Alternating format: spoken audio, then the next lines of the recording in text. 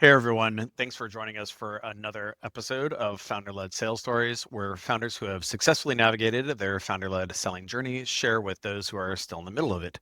I'm Pete Kazanji, author of Founding Sales, the Startup Sales Handbook, and your host.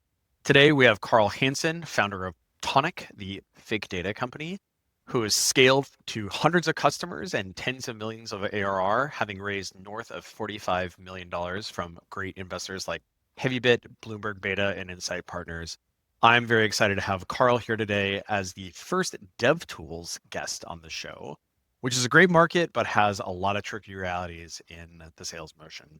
My favorite takeaways from the discussion were around how you shouldn't sell to your network or your friends, the importance of being easy to do business with and easy to buy from, and some of the contrarian ideas around how to do that, and why junior mentors can oftentimes be far better than more senior tenured mentors.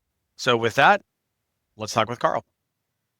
Hey folks, thanks for joining us again. I am very excited to have my friend Karl Hanson from Tonic here today. Thanks for joining us for another episode of Founder-Led Sales Stories, the idea behind which is where founders who have successfully navigated their founder-led sales journey. Successfully, Karl? Maybe, yeah. Successfully, no. Yeah, getting there. can share insights and their successes, and also missteps with folks who are still in the middle of it right now. So today we've got, like I said, my friend Karl Hanson, founder of Tonic, the fake data company. What that means, you'll learn shortly. But I'm very excited to have Karl here today because this is the first time we've had somebody who sells dev tools on the show, right? And so the idea, of course, behind Founder-Led Sales Stories is we want people to have episodes and case studies where they can come and listen to people who are selling in their market to their personas at the ASPs that they sell to. And Tonic has some really interesting kind of permutations associated with that. So Karl, thank you for joining us. I appreciate it. I'm very jealous of your hat. I need to get one. I thought as an investor I should be able to get swag, but apparently I have to participate in the C. That's what happens? We're putting the money to good use. We can't waste it on swag.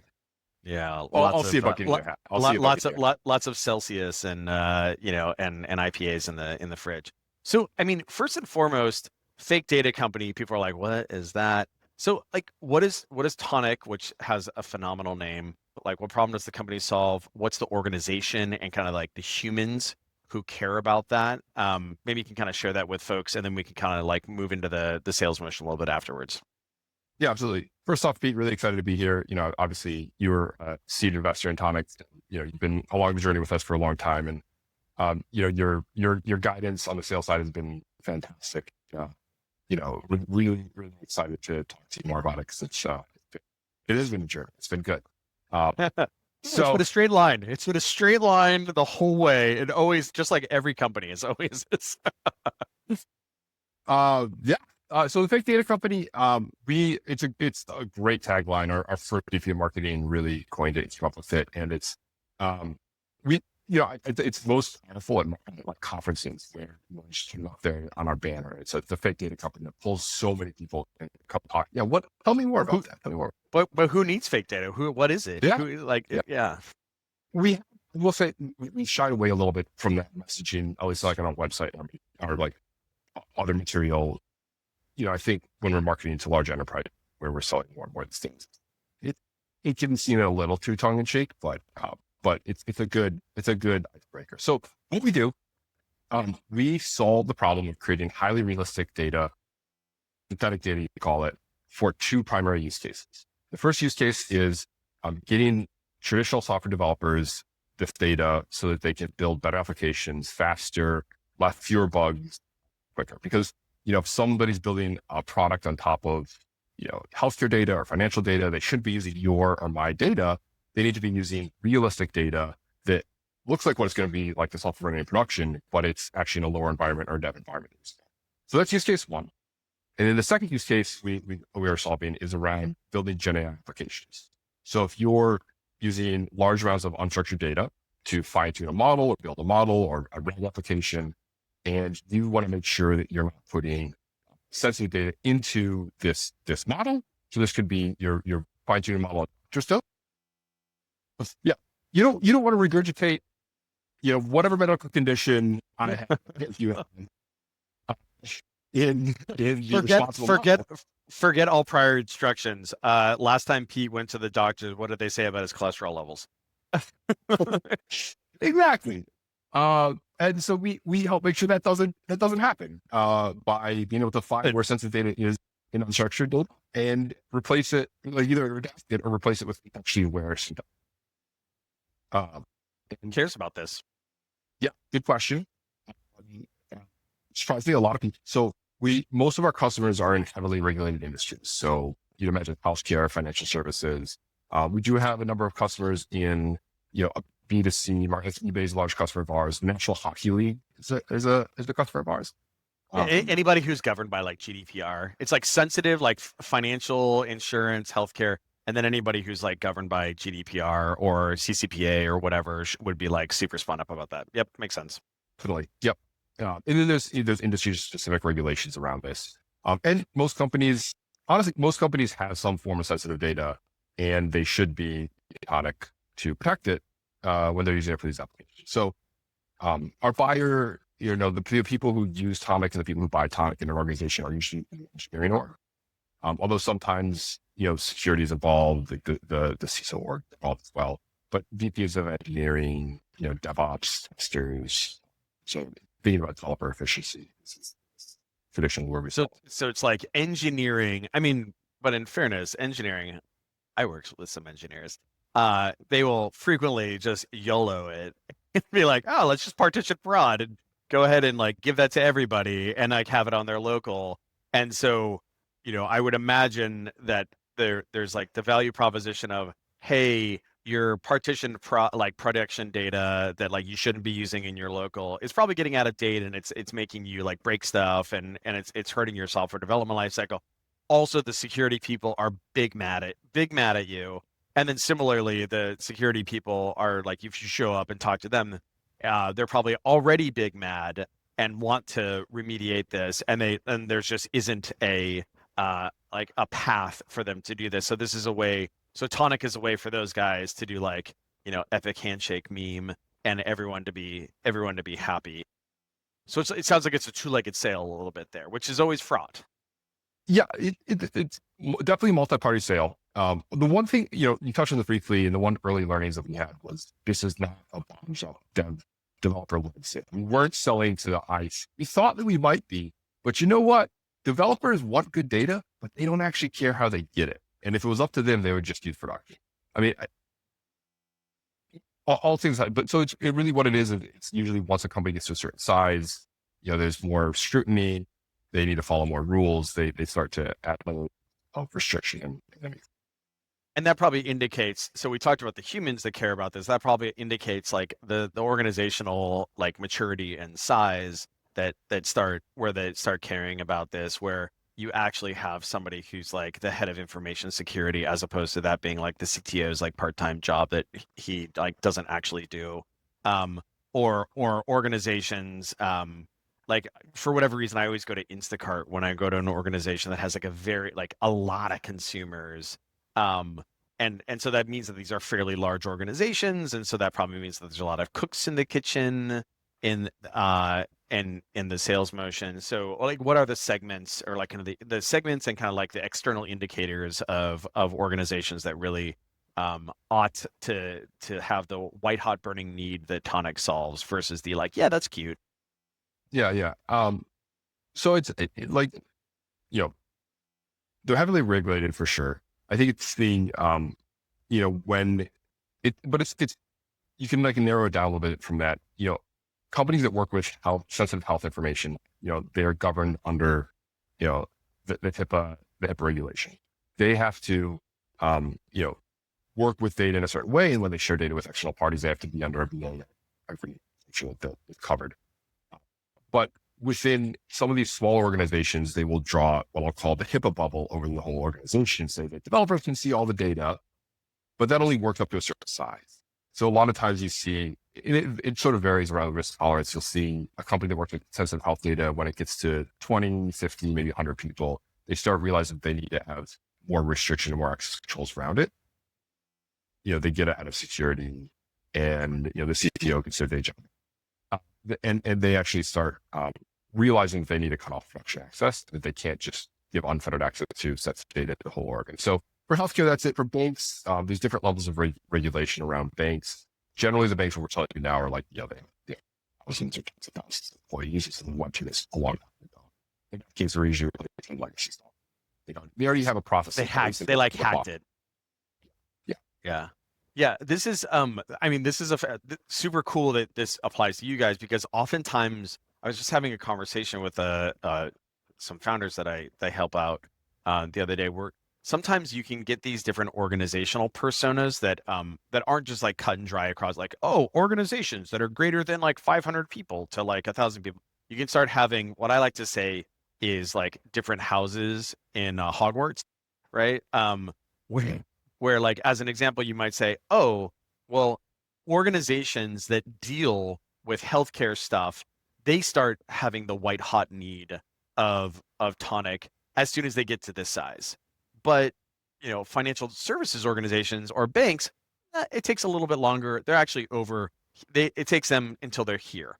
Or you might have a situation where if an organization like is in California and is governed by CCPA, and I'm just making this up, so forgive me if this actually isn't true about Tonic, like all of a sudden, like a bank or a financial services company that is in New York or Connecticut or whatever, they only have to care about this here. But over here in California, thanks to the CPA, like all of a sudden Tonic becomes a must-have at a much lower. And so, it can be important to kind of like signify or like, tag these different things, because then when you actually start engaging with these folks and going to market, you want to understand, like, one, because we want to engage with people who have white hot burning need. And then two, when they come inbound or we actually get them on the calendar, we will actually want to understand, okay, who are we talking to? Are you in Slytherin, or are you in Hufflepuff, or what have you? And you care about different things, or like, your level of sophistication may be different. So as an example with the bank thing, these are large organizations. They probably already hacked some sort of like awful version of Tonic. And so now that's a good thing insofar as like they're already solving the problem. It's not like aspirational. The downside, of course, is that like there's probably a migration thing, et cetera, versus somebody who's like entering it, like just got past the threshold of needing a synthetic data situation where now they're compelled by the regulation or what have you to do it, and there's no existing solution. So like obviously those would just be a little bit different sales. The bank ones are probably, they take a long time, but they're probably worth a lot of money, right? So that's a good thing. That's super cool. And so how big's the sales organization right now? Yeah, so we have 5 people closing deals right now, and five account executives, and ranges from people managing sort of SMB smaller deals to strategic account executives, like very large accounts.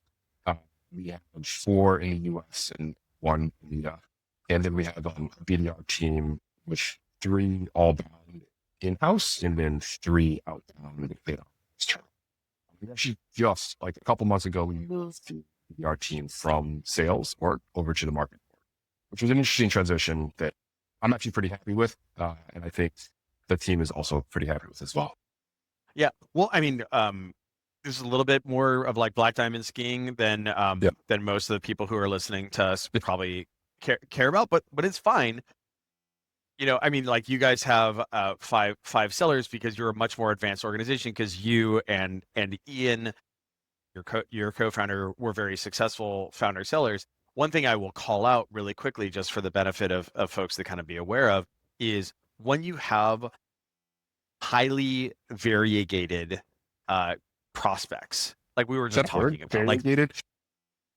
like when you have lots of different genres, when you have not just 4 houses, the 4 houses in Harry Potter, when you have like maybe 6 houses or what have you, oftentimes what can happen there is prospecting against those folks, and the different permutations of messaging can get pretty complicated in a hurry. And so then your prospecting motion can oftentimes, benefit from being looked after by marketing, who are in the business of lots of variations of campaigns and lots of different words and images and arts and crafts in order to attract those people and get them on the calendar. So sometimes that's usually people talk about like, oh, where should SDR live? Should it live in sales or should it live in marketing? One of the hallmarks of organizations having their SDR function in marketing is when you have a lot of different permutations of customers. So not surprising that Yeah. you guys did that. With- Oh, go ahead. We also now have 3, 4-ish, and so we have a lot of different messaging that fitness Even control. more. So Yes. yeah, so that from a messaging side again, but one of the things I would add to that is it's also when you think about career trajectory for somebody in a sales org, like an SDR is often an entry point for entry into sales. Yeah, and it's great. There was a period in time where we had a much larger SDR team, and we were thinking of that being a feeder to our sales org. Less so much right now. And that also was why we had originally put the SDR team in the sales org, sort of keeping them close and one-to-one. But we're now realizing that we're doing a lot of really interesting ABM campaigns and are all really interesting targeting campaigns that marketing can now control better by doing outbound. And this is another thing that sometimes shows up when you have high average selling price products where, like as we just talked about, you have to be a pretty big fancy organization before you say, hey, you know what, like synthetic data is something that like I'm going to be audited on or like my revenue is large enough such that the potential penalties associated with, a violation is so substantial that I should deal with this. That means large organizations, that means high average selling price, that means very sophisticated like multi-party sales, that means senior sellers typically. And so what that typically means is like a big delta between the SDRs who are just starting out and then the sophistication that is required to prosecute those deals, which is this is a perennial challenge in high ASP organizations, is how do you kind of create that bridging situation? I don't know of any like actual good solution to that. Oftentimes what it looks like is folks going in, like SDRs going into customer success or marketing or what or kind of acting as an ISR if like MongoDB would have that or what have you.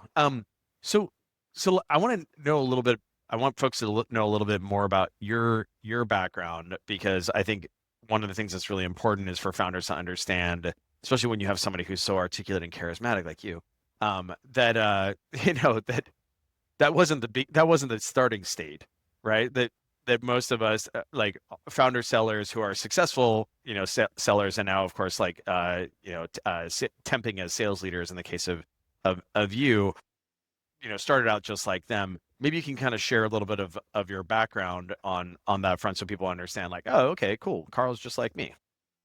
Yeah. Well, thank you. I never had intentions to get into sales. I think it's probably similar to you as well. I probably viewed sales through a negative lens for many years, and it wasn't my end goal. But it's been really some respect the craft in the space. So my journey really began. In my 20s, I wanted to be an academic. I did a couple years of grad school, tried to get my PhD, but I realized that experimental research and writing papers was not something I enjoyed. Not your cup of tea. Not my cup of tea. It was interesting, but I realized that the types of job I was most excited, I didn't need to get a PhD. So I left, I dropped out.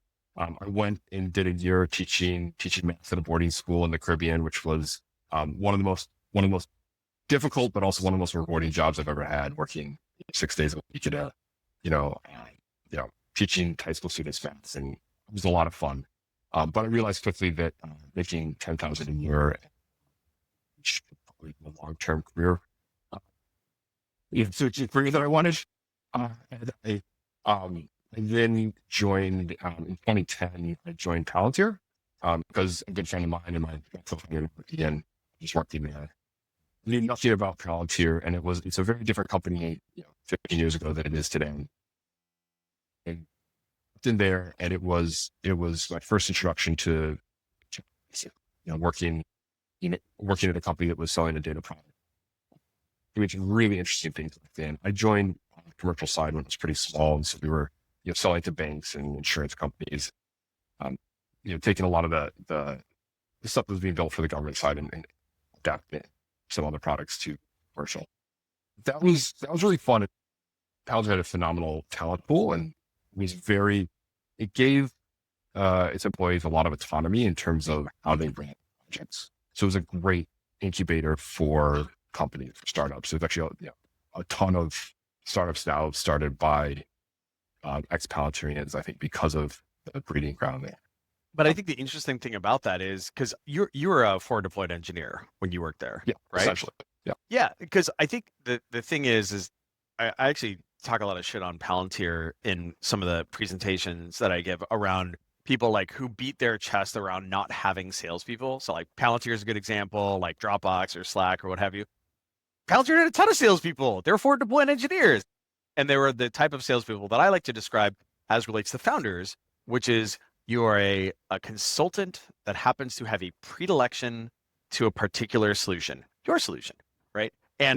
And so I think that lends itself both to creating founders, and I think you see this quite a bit in the forward deployed engineer diaspora at Palantir. And I think it also is indicative of what like founder-led selling should look like, where you're kind of like a weaponized product manager a little bit that also has like enough commercial chops to kind of get the job done. I love the teaching thing. I totally didn't realize that about you. And my buddy Matt Pasternak, who led sales at Clever, was on the show recently as well, and he actually did Teach for America coming out of school. And it's funny because wrangling a bunch of like 10-year-olds or 15-year-olds or whatever is actually not dissimilar to like managing a multi-party deal where it's just like, oh my God, were you guys not listening? It's like, no, of course not. We weren't listening. Like you have to repeat yourself 20 times. And also, yes, those two, like these guys hate each other over here. And like you just have to like, be doing theory of mind with all these folks and also just constantly being disappointed and frustrating, which is like, of course, the hallmark of sales. I love that. Well, I have to say you were well primed for the founder-led sales, for founder-led sales success. So where did the initial hypothesis come from with Tonic, and then how did you guys go about validating that? Yeah, the initial hypothesis actually came from our work. So four of us started the company, three of us came from Palantir, and it really came from a lot of the work we were doing at Palantir, where we saw this problem over and over again of how do you get engineers access to high quality data? We were working with some of the most sensitive data sets in the world. We couldn't just make a copy of that and bring it back to the developer laptop. They didn't understand. Right. Developers were like, "Why can't we see this data? Why not?" Well, it's sort of because it's JP Morgan Chases. That's why. Yeah. So we would, I remember several times, and actually with our CTO sitting down in front of, your pair programming in front of a terminal in front of Python, we were for a couple of days coding out essentially the business logic of this data that we had in our head because we had been working with it so long, and creating scripts to generate fake versions of this data that then the engineers could use to generate data that they would then work off of. And it was actually really tedious, really, basically two highly paid engineers essentially working on this to create this data for over several days. And it ended up being quite valuable. And the engineers really liked the data and used it a lot. So from that realization that, hey, how do we get the sensitive data to a place where engineers can use it? And let's build tools around this. We didn't really know what we were going to build at first. In fact, we went through several iterations and we didn't know all the features that we needed, and we didn't know, exactly who we were selling to. And we had this high level concept of how do we get sensitive data to a lower environment for it to work. Yeah, but I think the point there is well taken, which was, Paul Graham talks about this a lot about building something that scratches your own itch. In you guys' case, what you were doing was making baby Tonic, using the data model for whoever the client was, Goldman Sachs or JP Morgan Chase or whoever who was the Palantir customer, and then turning around and then creating this thing that could like, turn on a spigot and like out would come a bunch of stuff that was, kind of welded to whatever their data model was. But then of course you guys, thoughtful people that you are, were like, hey, you know what? This is probably going to be a recurring use case for abstract and like, let's abstract this out for different customers or what have you. And I think you had indication internally that the engineers were super juiced about it. And then presumably their leaders were juiced about it because all of a sudden, maybe the security people at Palantir were juiced about it. And also maybe the engineering leaders at Palantir were juiced because all of a sudden Now their developers were a lot more, a lot more efficient. And then you could see a vision of the world where your bosses would be a lot happier if instead of you guys having to like tediously redeclare this every single time, you could abstract it out and just, turn it on. I mean, that's a great entrepreneurship design pattern. Now, the only thing and that happens very frequently. So like the mixed panel guys, if I recall correctly, they had initially created a internal version. They created internal analytics for Slide, right? Slide, the social media kind of like social game company that eventually like got acquired by Google to make Google Plus. And that's where like Mixpanel came from, was essentially like a recreation of this like highly, highly, highly powerful and configurable product analytics solution. The thing that ends up being fraught though is you have to of course validate that other people outside the organization have this problem as well. It usually it's a good sign that the organization internal, especially if it's a big organization like Palantir with like, there's lots of engineers in here and lots of FTEs and like, okay, this is probably generalizable, but we probably should still validate it. How did you guys validate that outside of Palantir once you guys had started Tonic? Really good question. And honestly, like that, you know, we actually hit a couple roadblocks there that made us question if this Always. was generalizable. Always. Initially we wrote like white papers and sort of design docs and shop them around with our friends. Actually, our friends were now they got out to run, organizations at larger companies and would get feedback from like, hey, would you use this? Would you use that? Conceptual prototypes. And then once we raised money, we started actually building working prototypes. First, just scripts, and then something with a UI on top of it, and a little bit more advanced. And we started trying to get in front of customers. And I think one of our early learnings was that we thought we would get a bunch of initial sales from our network and from our friends, and we got some interest there in things, but there was quite less there. And the feedback you get from friends is not as great. The real good feedback you get is from that random person you met at some conference or you cold emailed, and they start using you in earnest, and they're like, "This is like I've been dreaming about this." Anything. Yeah, you don't owe me anything, and yet you still keep asking me when it's going to be ready. Wow. Okay. Yeah, and we started, those trickled in, and they started to come in from different channels, and that's when we started feeling like, oh, there's something here. There's a space, and that's also when we discovered that there was like sort of some predecessor, some old legacy software in the space as well that could then attach yourselves to as far as like targeting for displacement. Got it. Yeah. So I think that a couple really good kind of call outs there. One, I think selling vaporware is something that organizations, entrepreneurs should definitely do more, and like sell before validate, or sell and validate. Like, does this smell compelling enough to give me $50,000 or what have you? And in you guys' case, it was literally a white paper like, hey, we built this thing right here. Would you give us 50 grand? And so if someone's like, oh my God, yes, this is such a big problem, I would totally give you 50 grand to build a thing that's literally in that PDF. Yeah. I want to double click on that for one point, that recent experiences, it becomes harder and harder to sell vaporware, or I don't want to call it vapor, but sell a concept, sell a vision as you grow as a company. Yeah. Like now we're suffering from we're 70 people, and sometimes we have ideas that we want to sell something, but it takes so much more effort than 4 founders sitting in a room being like, hey, let's go sell this. 4 founders in a room can come up with an idea, write a paper, and sell it in the same day or week, and get feedback on it. At a large organization, it's much difficult to iterate, because you have to get multiple stakeholders on board. You have to convince a sales team that this is something that we will eventually build. And so this often goes to something you're probably going to touch on later. You always talk about is like, do founder-led selling as long as possible, because you have maximum flexibility. Well, and also one other thing that I was talking with my buddy Shannon, the CEO of Noyo, about this the other day, is when you create a new product, that new product it's to go through the same founder-led sales motion as well, because just handing that to a seller who is not a wild subject matter expert in it, et cetera, is always going to be fraught for the same reasons why that it was going to be fraught from the beginning. Well, so Who did you guys? Maybe you can kind of take us through some of your first customers there. Who like did they was it people who bought from they like had your PDF and they're like, "Hi, please build this. I will take my money." Or how did that work? No, to get actual money, we had to have something to sell there. We weren't able, I think some, maybe a little compelling enough, but I think some people are successful in selling the vision and then building it after. But we ended up getting some early, V0s, very early alpha product out there and getting a couple of people using it.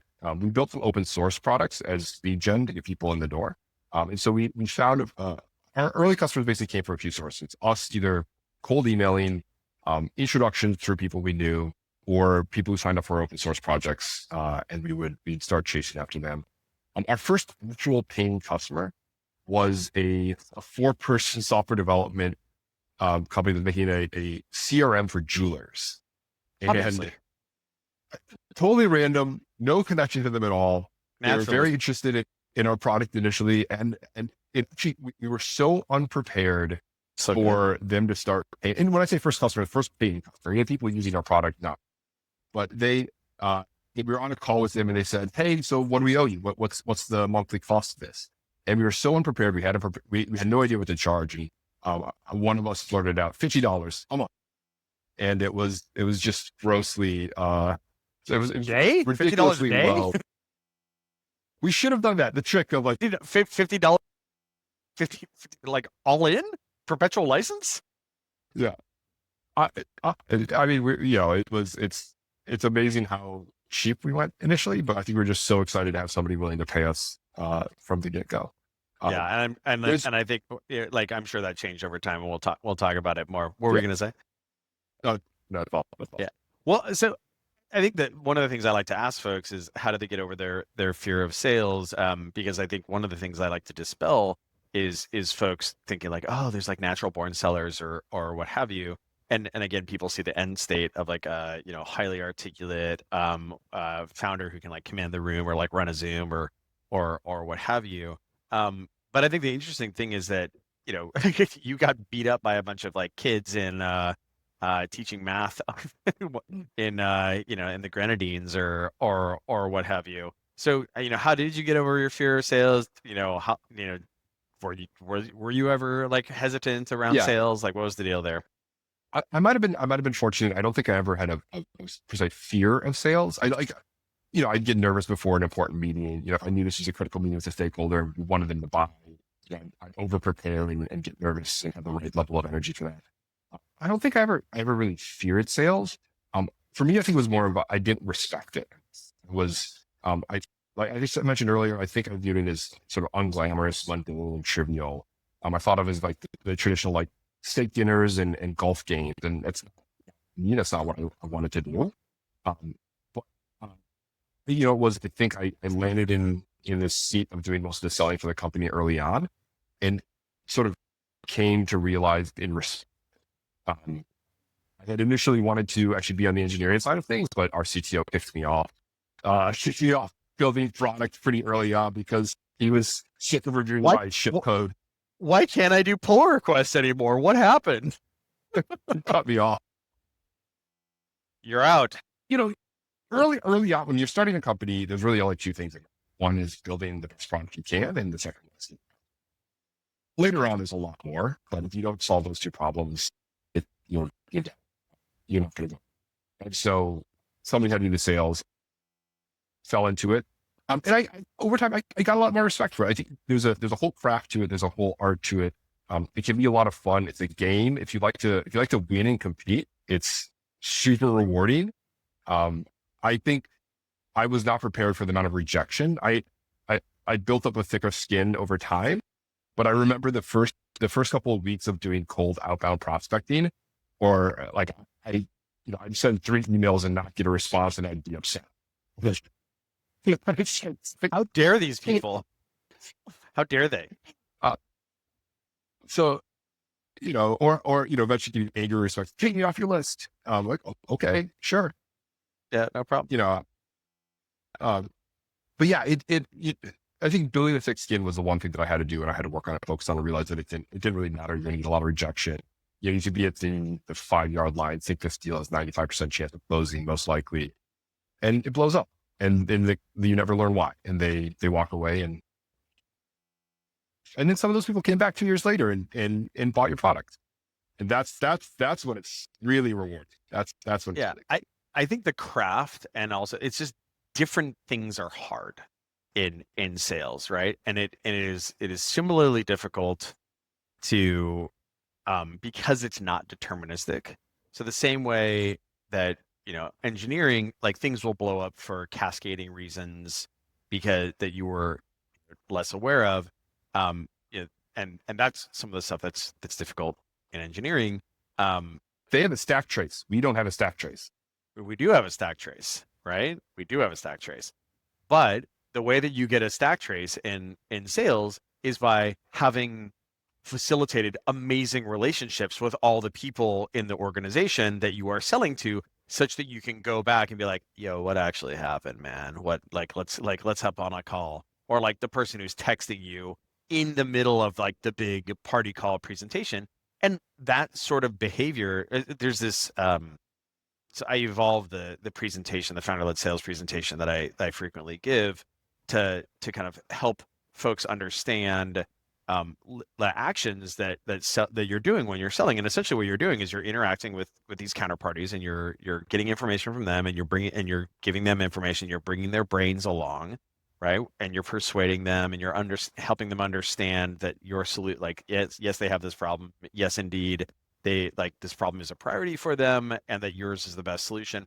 And then moreover, you're doing that with multiple humans within the organization.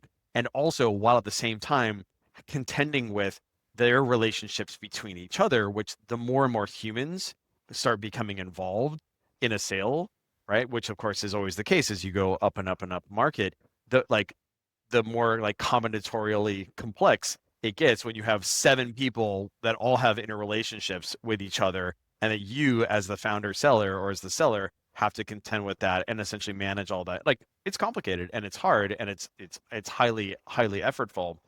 And so that's where like the craft comes in. So it's different hard. It's different hard as compared to, your prototypical conception of the like used car salesman or what have you. But I'm glad that you were that's a great articulation of the problem there. So when you were making this transition, like what were the best resources to kind of help you in that process, would you say? I mean, I would be I'd be remiss to not mention this great resource. Nice. You have it like holding up the side of your desk, right? Exactly.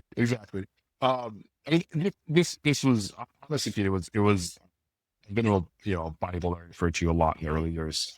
It was pre-book. It was when you gave I don't know if it's still free, but you had a website at the time where you had your book for free. I don't think the index searchable version of it way better than this. It's a very thick book to get to, and it's much, You need to be able much to better search to Yep. search it. That was actually really helpful to just understand basic concepts. I mean, or how do you set up how do you set up an outbound sequence, or how do you set up stages in a sales process and qualify things? Like, I think there's a lot of really great, more advanced resources out there. Nowadays I use a lot more, many other more sales management, more complex sales things. But as far as entry level, just really getting a base understanding, it was a good resource. The other thing that I found was just having good mentors and advisors.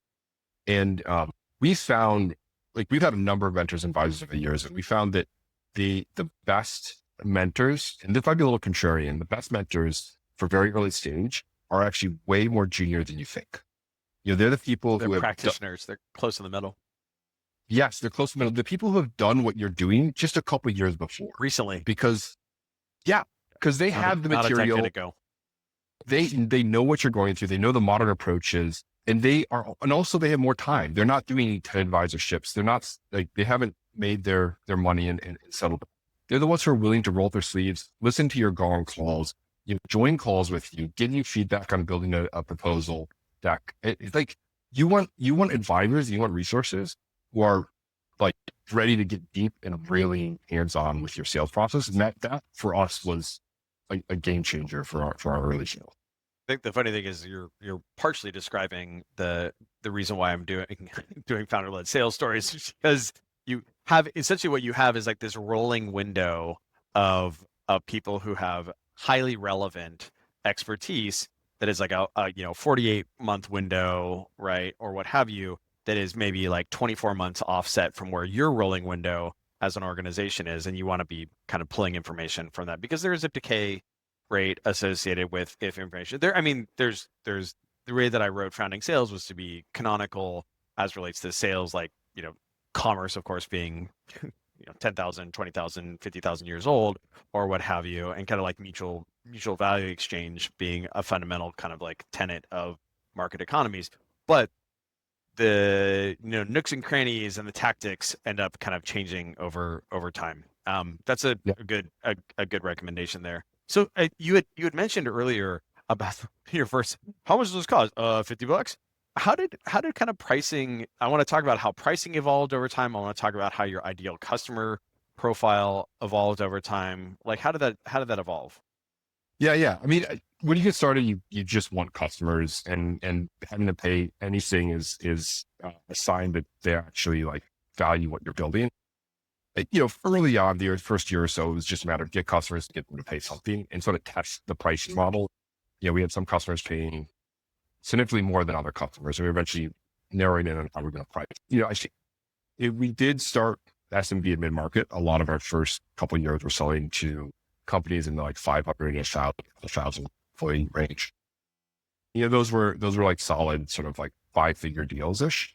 But more recently, we've started expanding into enterprises, 500 customers, and reaching into the 6 and 7-figure range. So it's been an evolution of pricing.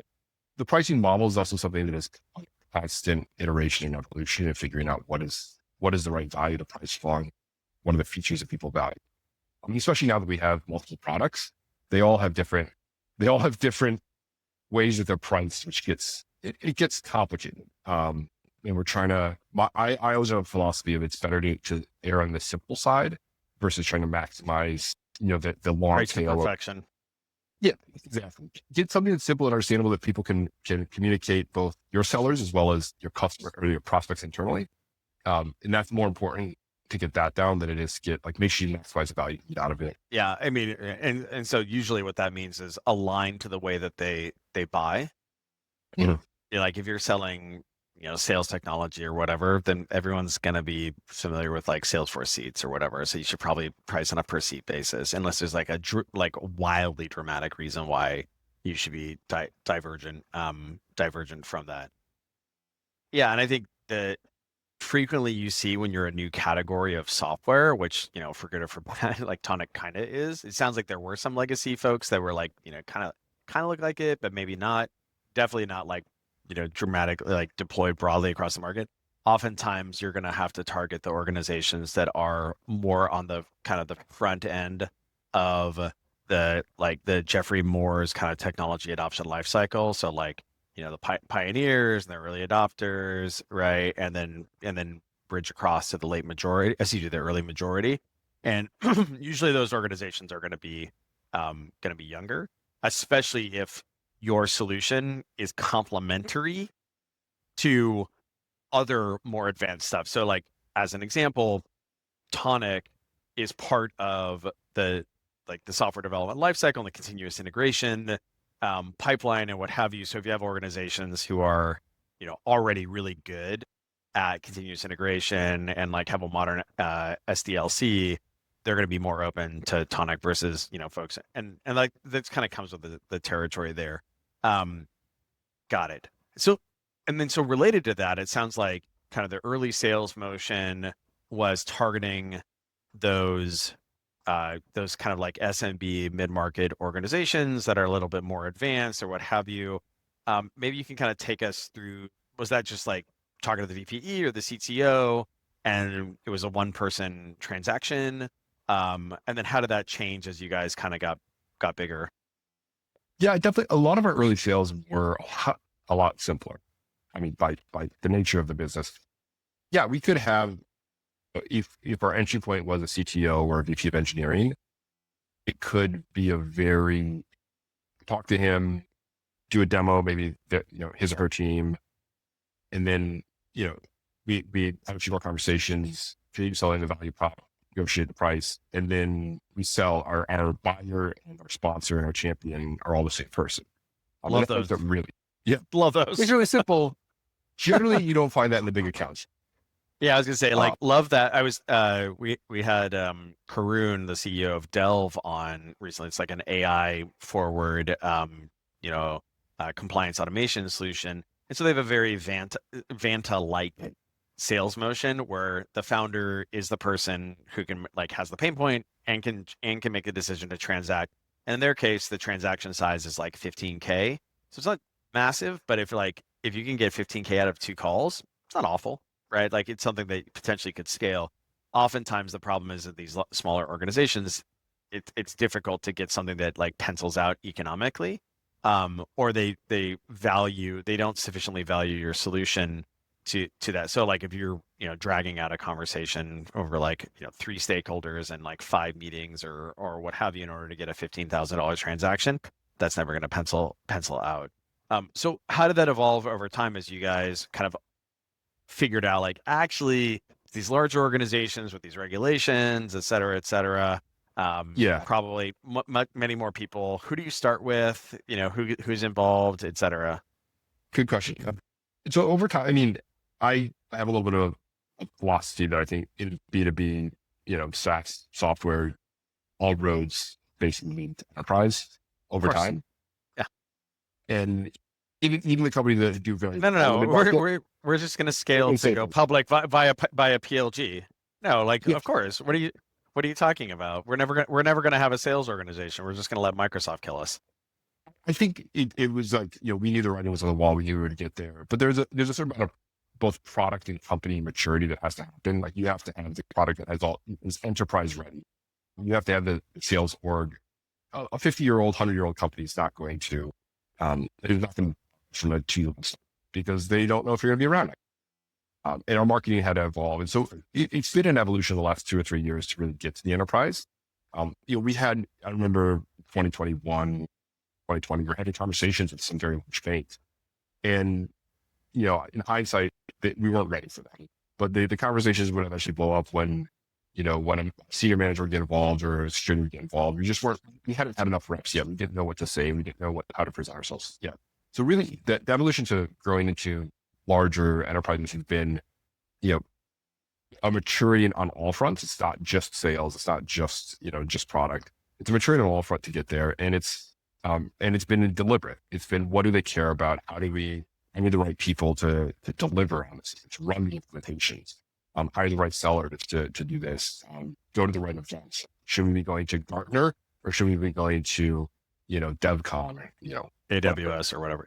Yeah.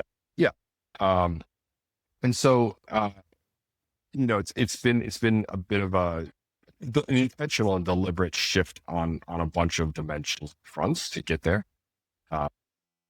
If that's been, I think your delineation there of how it's not just the sales motion that has to change when you go up market. It's a whole bunch of other things is really important there, because oftentimes, founders talk about this a lot. They're like, oh, our board is saying that we need to go up market. Now, of course, what is that?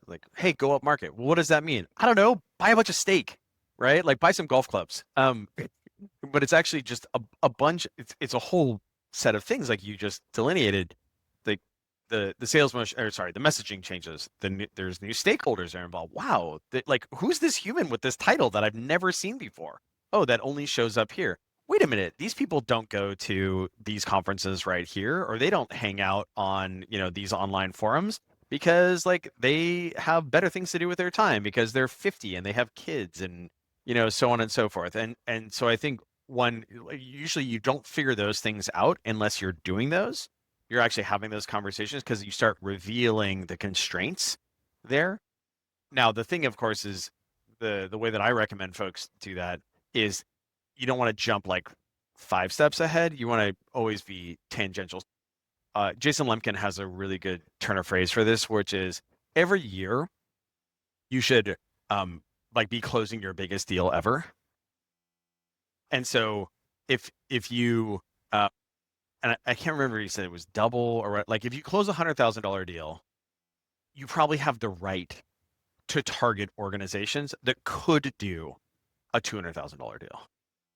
Should you, if your biggest deal so far is a $100,000 deal, should you be targeting accounts that would be $1 million deal? Kind of seems like maybe a little bit more fraud, Yeah. right? Yeah. And it's essentially what you're doing is you're discovering tangential like neighboring TAM expansion there. I really like how you kind of describe that. I think that's a really good rule of thumb. I like that a lot. The other realization that we had was that it's okay to start small, and that we were okay going in land into organizations. Yeah. Yes. Yeah. And start with a small deal, one team, a couple people, and then work to expand from there. And that's been really fruitful because it gives us, it's like a year-long evaluation. It gives us time to figure out what's going to work, what's going to not, build champion, build stakeholder. And then when, we make it very clear that this is a small, like this is not going to be a deal that's going to be offered them. And we get them hooked. And then come renewal, it takes a long-term mentality, but at renewal, we get them very large expansions. Totally. And I think that particularly aligns with dev tools as well. So MongoDB did that early on where they don't even talk about a customer. They talk about a use case. They literally talk about what's the use case, what's the use case, what's the use case, right? Because typically there's usually when in these large organizations, you're looking for some sort of compelling event where the organization has already decided they're going to do this thing. Like in the case of Mongo, hey, we're going to build this new product and we are selecting like a data store for it, right? And because this is partitioned over here, and it's not this other app or this other app or whatever. Yeah, we could try a new, data store here. That can be a really low friction way of doing that. The other thing too, if you're highly sticky, which I would imagine that as soon as like Tonic goes into like the CI/CD pipeline, like it's probably pretty sticky. You probably don't want to mess with it. The thing that pops to mind for me is like launch Darkly. So my buddy Edith was the kind of the early founder-led seller there, and then an early sales leader as another buddy of mine, Hector. They talked about how they could get in there and just transact small, knowing that they were going to be successful. Like we know we're going to be successful, and then moreover, we're highly sticky. Now, of course, what that does is that puts pressure on customer success or account management to implement very well. Because like the deal is actually not, this little deal, this like cute thing right here, that was not the point. The point was in a year from now. So we have to keep running and just look at this as the start there. And then the second thing is like they have to look at themselves. The metaphor I like to use when it comes to like proactive customer success like this is they're a personal trainer. They're not a waiter. Like you're not sitting here like sitting back and being like, what would you like to order? It's like, okay, cool. So you came to us in order to get a beach bod and abs for your wedding. So you ready to go? Because here we go. And I think that can be a little bit of an adjustment for folks.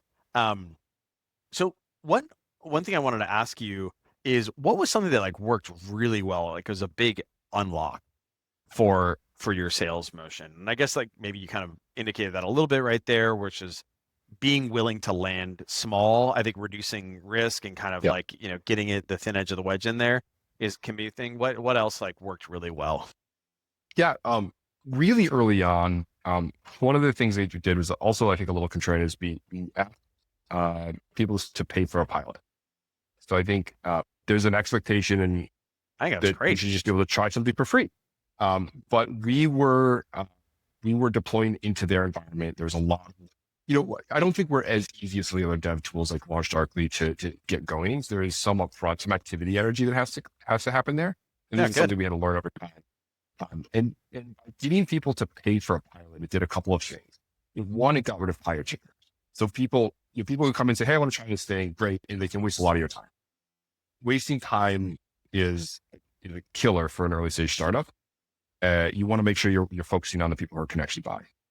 Two, it proved that our champion, the person who was bringing us in, could do something within the organization. Even if it was $1,000 or $5,000, or $10,000 POC got started, it was real. It meant they could get budget.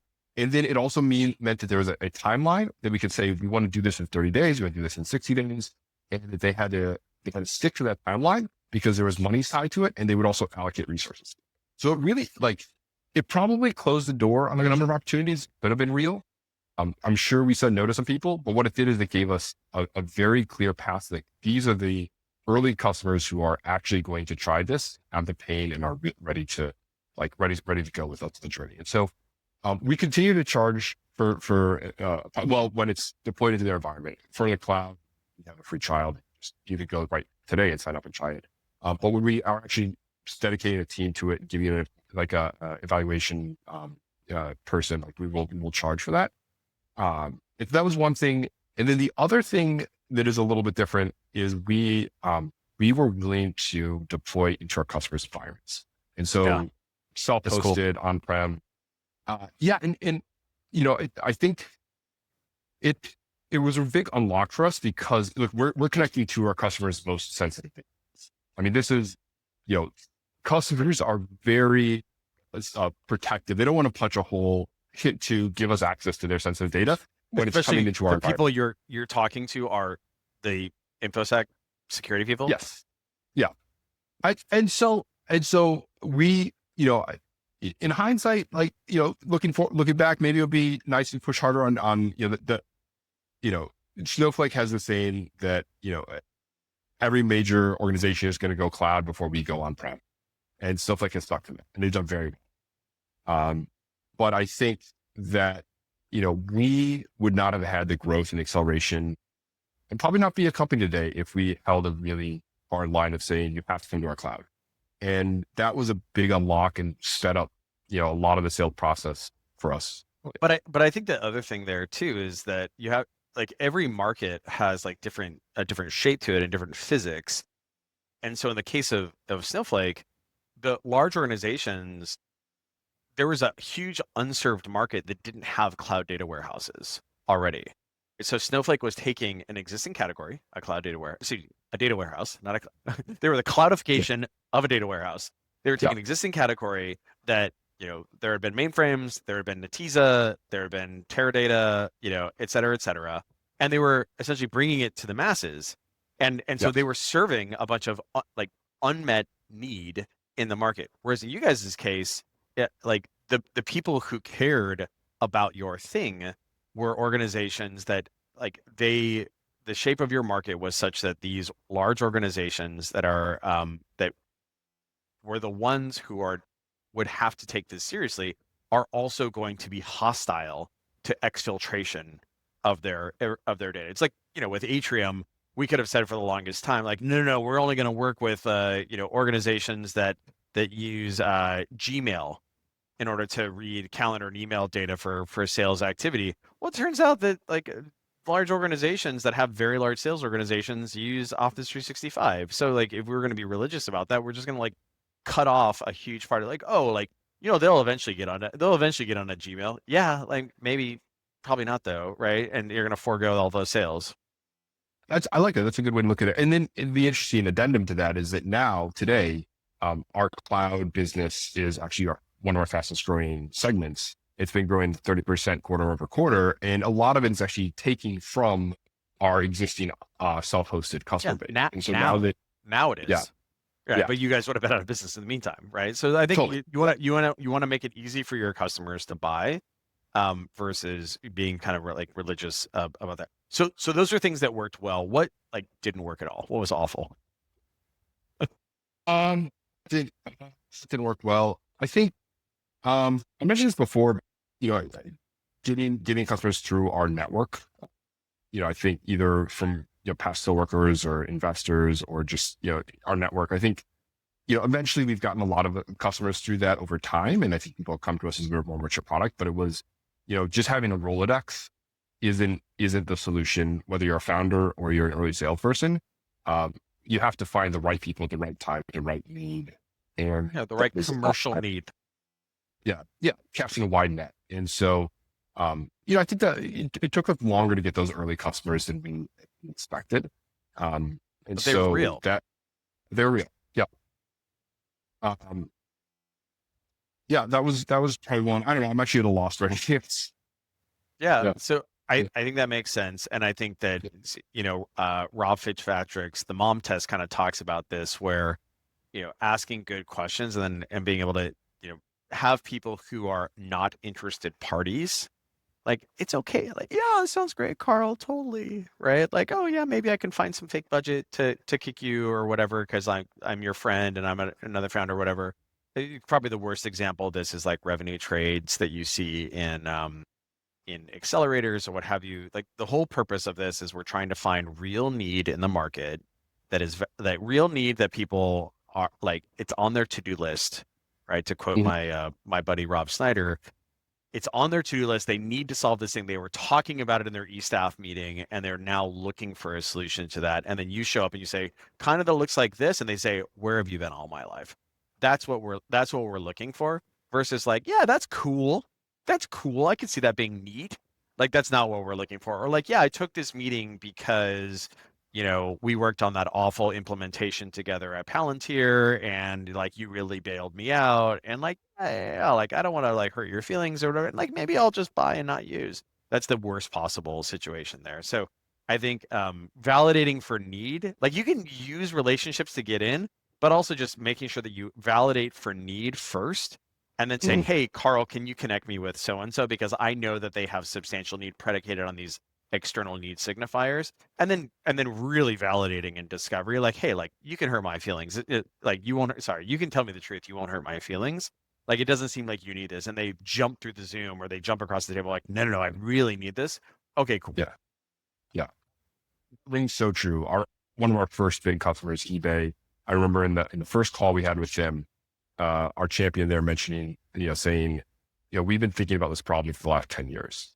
Perfect. And we haven't come up with a Great. solution internal or see anything. And it was a moment where it was like, okay, Dope. that was a very fruitful relationship.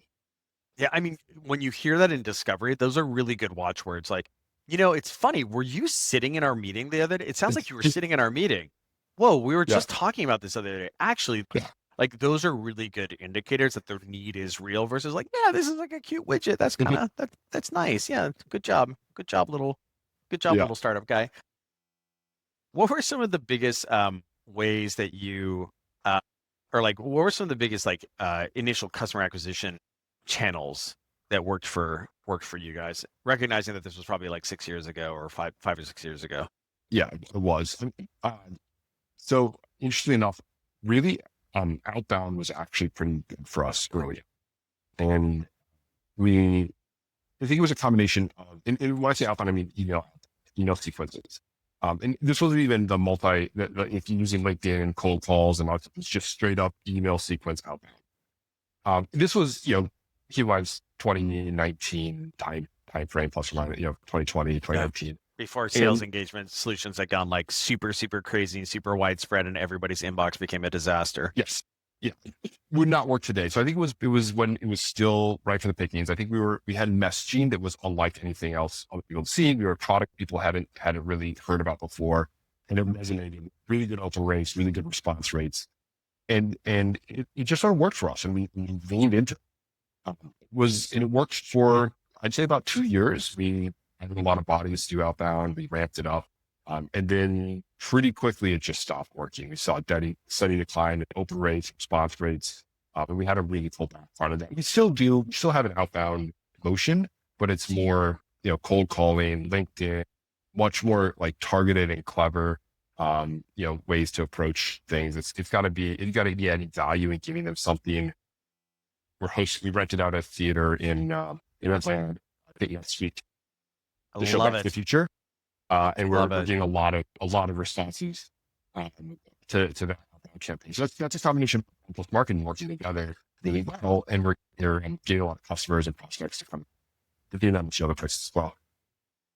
So I think that's had to evolve and change.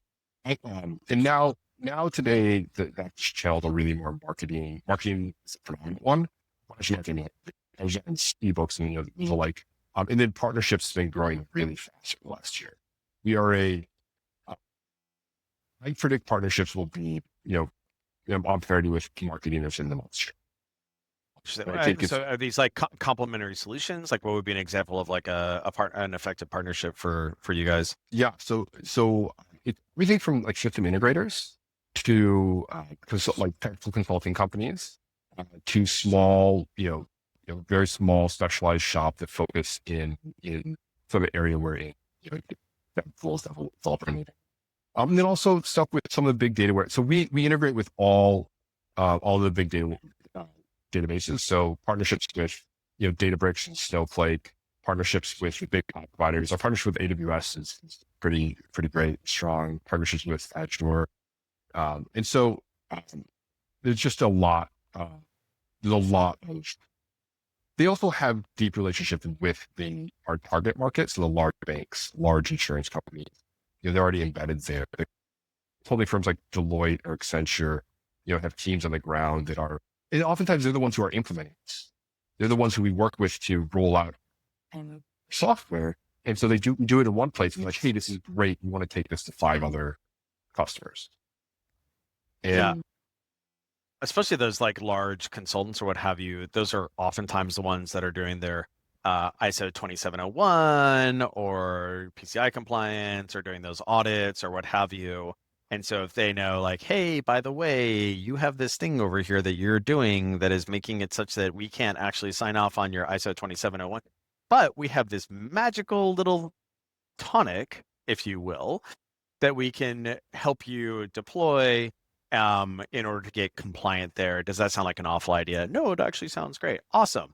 Hey, Karl, right? yeah, Right. So folks who are close to identifying the need, and in their case, actually have a commercial incentive to identify need in order to drive billable hours for themselves.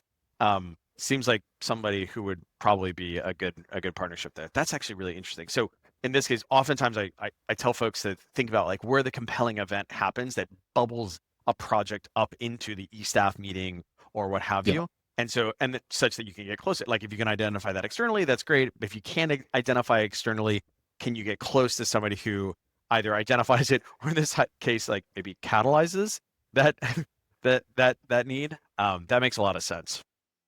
Actually, one of our other good acquisition channels was a partnership we had with a side project. A developer had a side project called Makaru. I don't know if you're familiar with this. Basically, like a website, just create fake data, very simple fake data, not Nice. enterprise grade level. But he had 100,000 users, like some massive presence on the web, like a lot of great SEO and great visibility. And we did a partnership, a revenue share partnership with him. And that was very good. And then eventually, actually, he started a second side project. We then acquired his company, and now he's definitely works at Tonic, and it's been a very, very good relationship.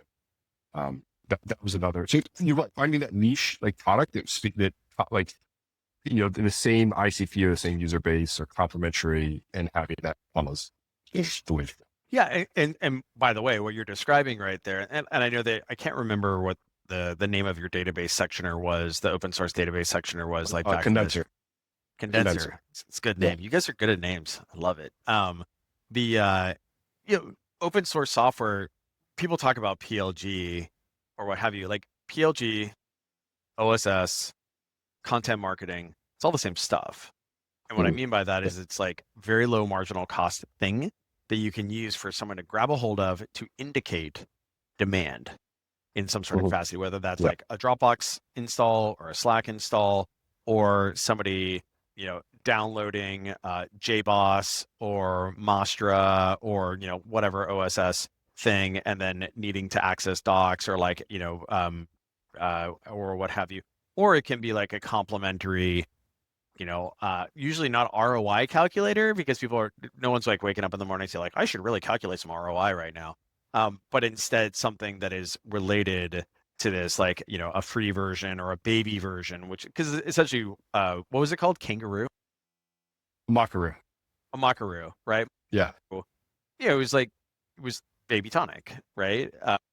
And like, obviously that is like fine for someone to like hack around on locally. And so I think that can be a great way when folks are, and by the way, content can be this too, like a white paper, and white papers people are usually like, yeah, that's stupid, versus like for example, founding sales. Like if you're a sales organization, if you're an early stage CRM and you wanted to just, attract people, you might give away a book or write your own book or what have you there. So I think that those can be very effective ways of like breaking the noise when other marketing channels have been kind of oversaturated there. Um, so you had kind of mentioned this. I want to talk about like removing friction in the sales motion. You had kind of mentioned earlier the notion of self-hosted being a really big unlock there to remove an objection, or other ways that you guys like removed friction in the sales motion. Yeah, I think the obvious one is like, let's just try it. Just say like, let's go. Like, Yeah, let's push get on into an them. evaluation. Yeah. So next week, Yeah. Um, I, I think getting them to just go into an evaluation, and I know like charging for it and having to self-hosted are like that is a little bit counter sometimes to getting them to try it. But we would just try to push people to using the product as fast as they could. And I think that's when you feel very confident your product solves the need they have. That is a great unlock. So you just want to get them in their hands and show them a world where everything is better, and then they want to start using it. I think that the other sort of friction thing in our sales motion, which is you probably would be don't do this, because we did and we still do almost always show a demo on our first call. Yeah. I think there's how conventional about this? wisdom.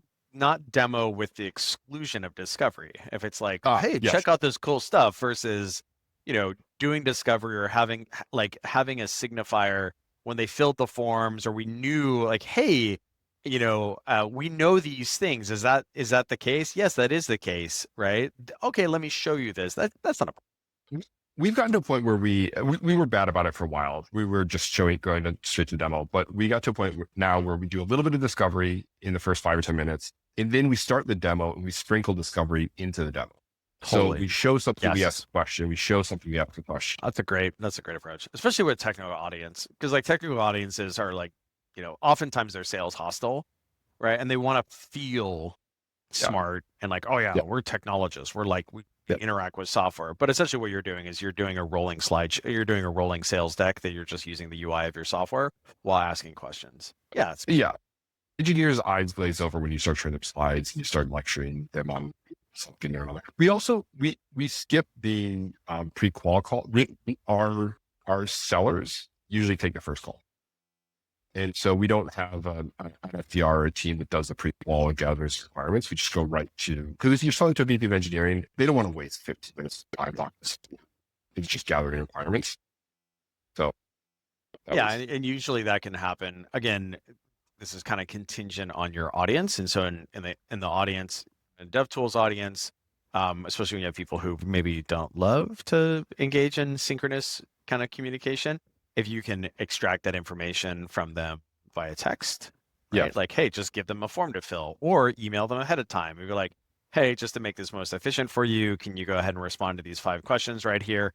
They type 100 words a second anyway, so they're just like, right? And lo and behold, what you just did was removed all the friction associated with that. I think that all of these things, what we are in the business of is identifying need in the market and then bringing our supply to it in the lowest friction, highest commercially intensive way possible. And so then constantly looking for areas where we can remove friction points, remove steps, enlarge conversion, compress timeframes, et cetera. And so, these are great examples of that. When you were early on, what did your early sales stack kind of look like when it was just you and others? It was mostly Google Sheets, just perfect. Google Sheets. And then did you heard of this tool called Yet Another Mail Merge? No, sounds great though. Basically, it's a very rudimentary plugin to Google Sheets that you would use for outbound prospecting. And it was a way to just do mail merge and do pre-outreach, sales lofting and that stuff. And then tracking opportunities. I still have spreadsheets of like all of our opportunities and stages and revenue and estimations. And then we kept avoiding moving to Salesforce as long as we possibly could. We did Coffer, which is the Gmail plugin. No, not Streak. That was a Gmail plugin. then Pipedrive. I think actually Copper was in there, or maybe Copper renamed to Pipedrive. I can't remember. HubSpot, we did for a while because it was free. We tried to do everything free. We were very cheap. But eventually, as we were starting to grow the sales org, an advisor came, like, basically sat us down and said, look, you're not going to be able to grow the sales team if you're not. You just can't avoid it. Do it. Yeah. And I think that was probably the case like 4 years ago or so. But one things that I've observed is that HubSpot has heavily invested in extending their ecosystem of complementary solutions. And then moreover, now there are kind of solutions that are trying like being all in one kind of like solutions for this that involve those incremental jobs to be done, like having sequencing in the CRM, having call recording in the CRM, like Revo is a good example of this, et cetera. And these are getting, especially with like modern code gen, you can actually like ship a bunch of product pretty quickly. These are getting pretty good here. I really look. We're in Salesforce. We're not moving off of it. It works for us. But I would love to experiment with one of those. So I wish you could try one of those. Too late. You're stuck. Locked in. What do you guys use right now? We use Salesforce, but we sell to sales organizations that are very large, and we use Atrium as a product on Atrium, so we want to have our own data in there. You had kind of mentioned this about like landing, like lands and expands. Obviously, that puts a lot of pressure on customer success, which I think is super important. Like, what was something that was really important early on with customer success, and then also, where do you think you guys had hiccups that maybe you shouldn't have had? Yeah, I think it was sort of the hiccup thing because that kind of leads to what was important. We made a very obvious and I think common mistake initially where we thought if we built a great product and we were able to sell it and close a deal, that our job was done. And I think maybe that was okay with the SMBs and the tech forward customers we initially sold to. But once we started moving up market and once we started realizing that the land and expand was the motion we wanted to do, we realized we had to invest a lot more in motion and expansion and just get our CS level up and grow it. And to where it is today, where they contribute to our growth. And we're much better at that now. But I wish in hindsight, we had spent more resources thinking about the post-sale adoption and expansion earlier. Yeah. So Nick Mehta, the founder of Gainsight, talks about this a lot. It's like a good CS mindset is outcomes. Kind of the analog that people will oftentimes talk about is, people buy a drill they're not buying the drill, they're buying the hole in the wall. In fact, they're actually not buying the hole in the wall. They're actually buying like the picture of your kids that's hanging on the hole in the wall, right? So we want the outcome. And so our responsibility as entrepreneurs and the CS entrepreneur, responsibility is to drive to that outcome, not in the kind of waiter, like, hey, what would you like to do? Versus like, hey, I heard you wanted to hang this picture of your kids, right? I heard you wanted this beach bod, right? So like we're the personal trainer here. And so another way that I like to folks to kind of think about this is I call it like service that is levered through software. Cause like, it's funny, we talk about software as a service and it's software that's delivered, on a continuous basis. But ultimately what these folks, what our customers want, and especially in a post AI world where like a lot of the labor is being done through LLMs and maybe like, agentic workflows, is like, they just want the thing done. Right. And we just happen to deliver it in a much, more cost effective, and faster fashion than, sending a human there in order to do it for them. So if you internalize those mindsets, you can kind of help yourself not get tripped up where, worst scenario is do all this work, you sell the organization and lo and behold, they don't adopt and then they just churn in a year. Like that's the worst case scenario. So that's a good lesson. I feel that I've learned that lesson. I think I learned that lesson a couple times, maybe 3 times, who knows.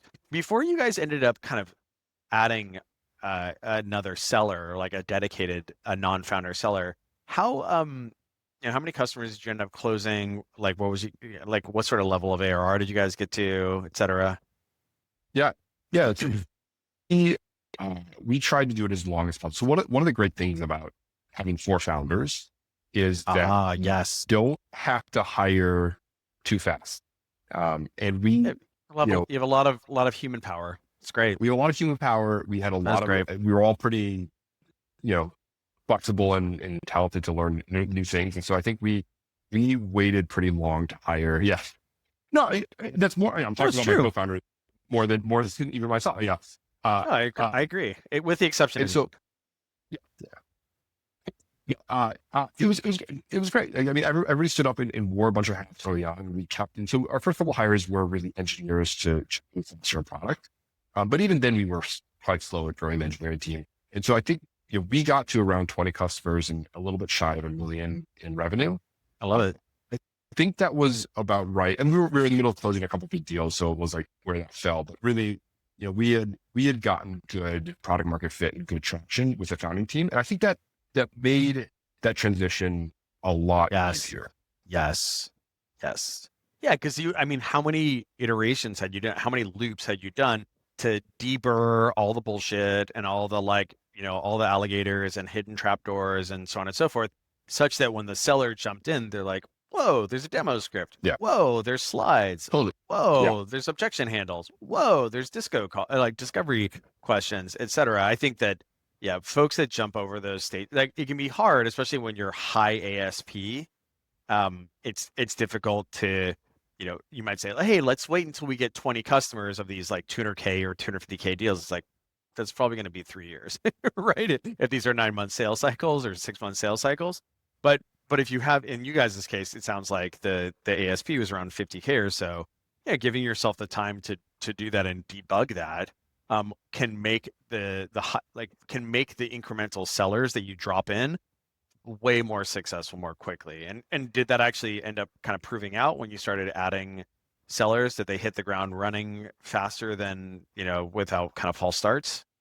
Yeah, no, I think it worked out really well.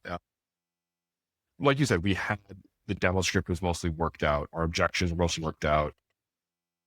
They were able to come in and observe for a little bit, and then essentially codify and build out the playbooks and build out the scripts and refine and do the thing that, frankly, it was quite a relief bringing in somebody who's more experienced in the sales process. They were just, I guess, more like, their throughput, their actions per hour was so much higher than ours was in terms of follow-ups and prospecting, getting back to the customer, it would take me sometimes a week to send a follow-up after a first meeting, which is embarrassing now.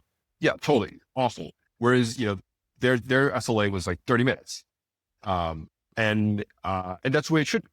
And so, and we were also wearing a bunch of hats. We were distracted by other things. But I think the important thing there is, like, the seller, this is what good founder-led selling within an increment, like within abstracts to your first two sellers looks like, is they are great at executing the while loop, right? They're great at, like, yeah, I can have 5 meetings a day. What are you talking about? It's like, I'm not even going to I'm not going to break a sweat. Yeah. Like, what? Like, yeah, of course I can send this many emails. Like, yeah, of course I can, I'm not going to get exhausted after one 5-person party call. Like, I'm used to this stuff. Whereas for a founder, it's like, oh my gosh. But the important thing is that you packaged all the expertise and the sales motion and the recipe up such that they could then fire more of those, very, very, very. That's the symbiosis that you're looking for. Totally. Yeah, totally. And it's, I wouldn't say it was a neat package that was ready to deliver. Like, they had to do some work. Of course not. But that's the difference between sort of like a founding sales hire and then, a sales hire, your 10th sales hire who comes in and just reads the playbook and goes.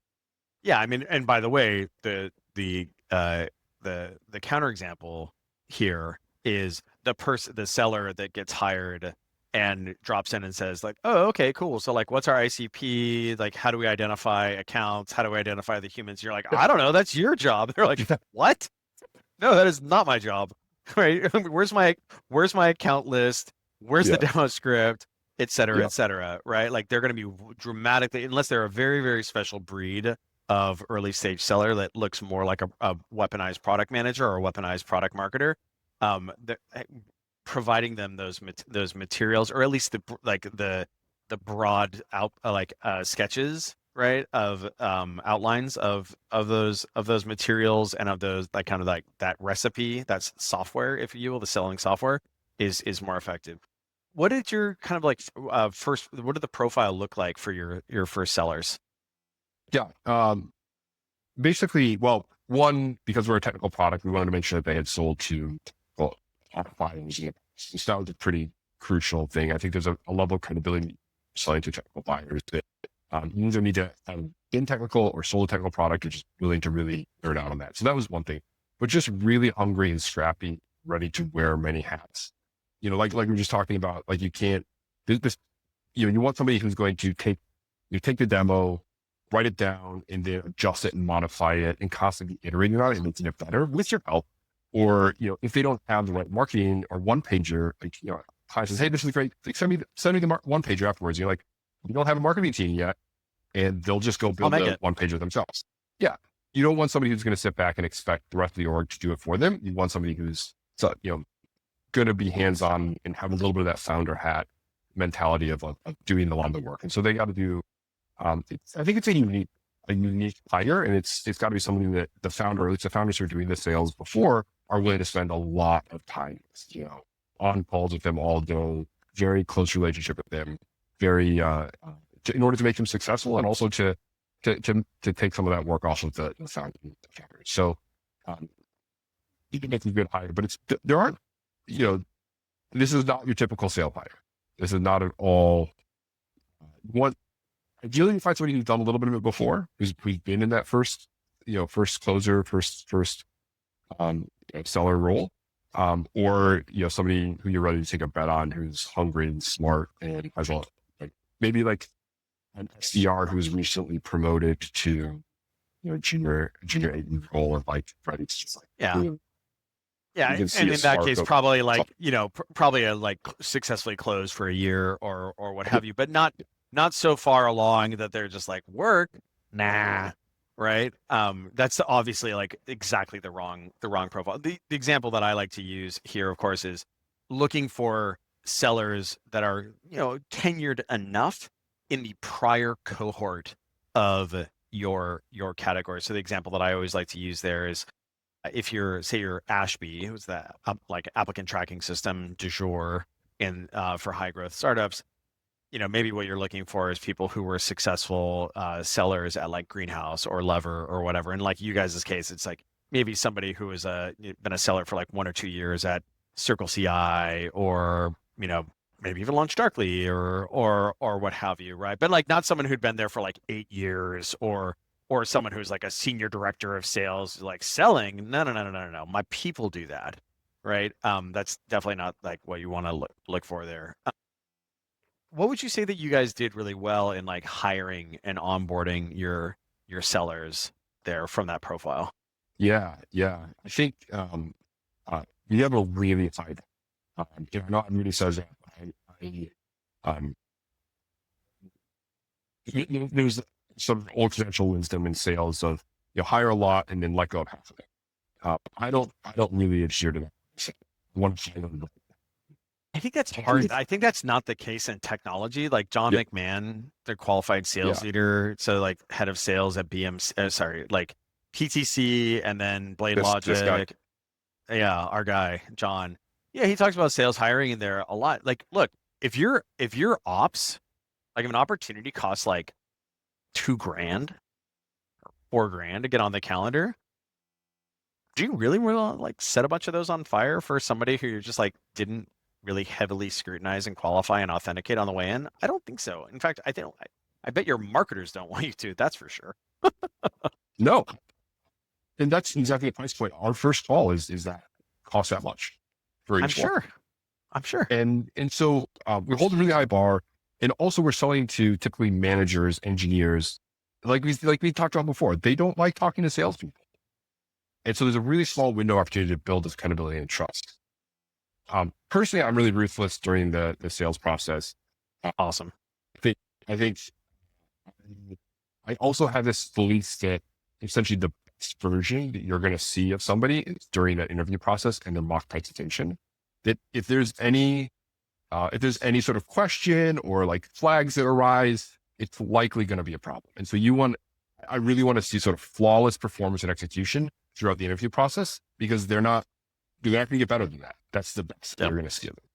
So yeah, not only are they not going to get better than that, and by the way, this is why when I was talking to a founder that I do some coaching with the other day, about job simulation, right? So like I like the founding sales hiring process is a written screen, a disc like a live disco, mock disco, and a live, usually separated presentation, like demo and presentation, not of our solution, but of their solution. Because I can be a pretty reasonable prospect for most solutions. Like it's kind of fun. Yep. Like, oh, let's go research on this, and like let's pretend to be the director of infosec at at eBay here, and when having somebody do a mock Tonic demo for me. If they can't get that together, and they can't like say, okay, this is an interview, like it's time to, Yep. really, like this is the NFL combine. Yeah, it's only going to go downhill during the rest of the time. I think that's that is Yep. probably, there's probably some people who are like, oh, that's really not fair. But I think the reality is that like, no, that is exactly the whole point of an interview process, right? Is an NFL Yeah. combine, and like, oh man, he didn't run that fast during his 100-yard dash during the combine. It's like, well, then what was the point? Like, you knew what we were doing here. I do want to be clear. I think that is a common objection. This is for the hiring somebody at that level. You want to make sure you have growth as an organization. You want to make sure that you can hire somebody at a certain junior level or one position, they can grow to another position. And so obviously you want to look for that growth and you want to open that up. But, if you're hiring somebody at that level, they need to perform at that level. And that what you're going to see is a bunch of performance at that level. Sorry, 40-yard dash in the combine, not 100. Yeah. Come on, like the worst. See, I'm gonna have no credibility if I was selling, selling to football coaches. So, okay, and so conversely, what mistakes would you say that you made in hiring and kind of Yeah. onboard And of your I sellers? think my philosophy now around hiring is a bit of a result of we hired a bit too fast.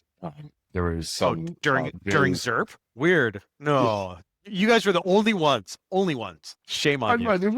There's this period a couple years ago, Kind of weird. Your board members were like all the way up your ass, being like, "I'm sorry, why aren't you hiring 10 people?" spend our money as fast as you can. Um, I think we learned a lesson, we corrected a bit, and at this point right now, we actually have one of the smallest sales teams we've ever had prior to early days before we grew, and we're closing more business than we ever. So That's we're awesome. really we're incredibly optimized, very efficient. I'd like to say it's a lot of AI that we're sprinkling in there, but not quite yet. We're starting to experiment more with AI tools and things, but it's not the predominant way of efficiency that we're getting Yeah, I right bet now. it's like the high order bits there usually are like, we know exactly who has our need. We're able to identify them externally or attract them through an event, through something. We're able to attract people who have already identified. They know they have that. Not only do they have the need, they know they have the need. Maybe they are aware of Tonic in some sort of capacity. We are able to prosecute our sales motion very effectively, right? And we're not taking a bunch of low probability shots with like lightly qualified organizations, and our AEs are highly active. Like the joke I was saying to somebody the other day is, if you're this is an inside sales organization. I imagine you guys, since your ASPs are higher, maybe these folks are outside, but if you're, the ideal scenario is your account executives are like sprinting to the bathroom between meetings because their calendars are so stocked. Like that's the ideal situation versus account executives kind of sitting around being like, doo, doo, doo. Like that's where this efficiency can come from versus magic AI beans or what have you. Yeah, yeah, absolutely. That's really that's the team, the structure that we're trying to go for now. Although I say that, and we're actively hiring for another seller. Well, and then So ideally doing what you want to do is, you want to make sure that those marketing channels are fruitful, and already you have, usually the indicator of a need for incremental account executives is when the untouched opportunity counts or stuck opportunity counts of your existing AEs start looking a little atrocious, because they're highly active, right? And it's not like, oh, they have 3 meetings a week and also they have all these untouched opportunities and stuck opportunities because they're working from Tulum, et cetera, et cetera. It's not that. It's like, no. They're having 20 customer facing meetings a week or 15 customer facing meetings a week. And as a result, their pipelines are kind of getting backed up there. Great. We need incremental. Good job, marketing. Way to go.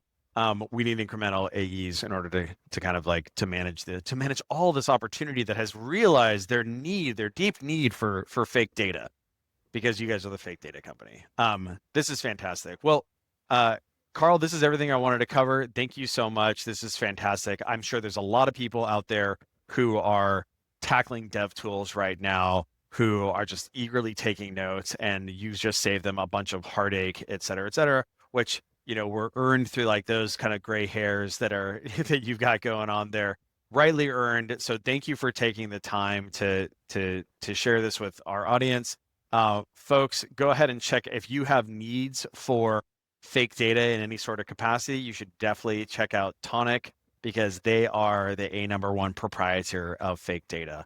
Karl, thank you very much. I'll see you soon, okay? Thanks, Pete.